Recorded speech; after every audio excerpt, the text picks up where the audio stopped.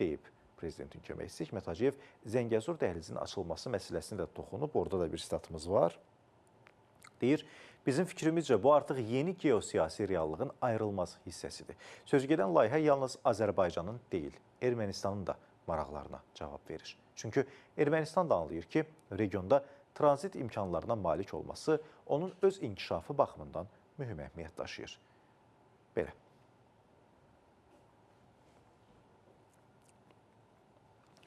Davam edirik, Qarabağa dönüş davam edir. İnsanlarla bərabər ümidlər də geri dönür. Arzular gerçəkləşir. Avqustun 5-də Xocavənddə növbəti köç prosesi baş tutdu.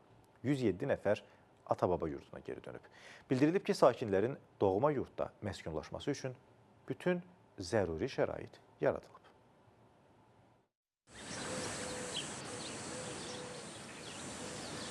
İşğaldan azad edilən ərazilərə böyük qayıdış davam edir. Xocavəndə növbəti köç prosesi baş tutub. Bu mərhələdə Xocavənd şəhərinə 20 ailə olmaqla 81 nəfər, Qırmızı Bazar qəsəbəsinə 2 ailə olmaqla 9 nəfər, Xocavənd kəndinə isə 5 ailə olmaqla 17 nəfər köçürülüb.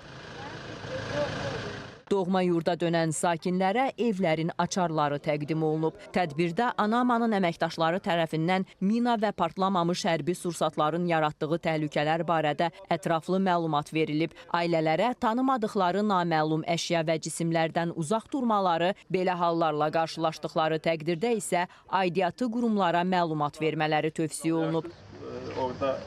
Açarların təqdim olunması mərasimində Ağdam, Füzuli və Xocavənd rayonlarında prezidentin xüsusi nümayəndəliyinin, Qaçqınların və Məcburi Köçkünlərin İşləri üzrə Dövlət Komitəsinin əməkdaşları və digər rəsmi şəxslər iştirak ediblər. Bildirilib ki, sakinlərin məskunlaşması üçün lazımi şərait yaradılıb, yollar abadlaşdırılıb, evlər və infrastruktur bərpa edilib.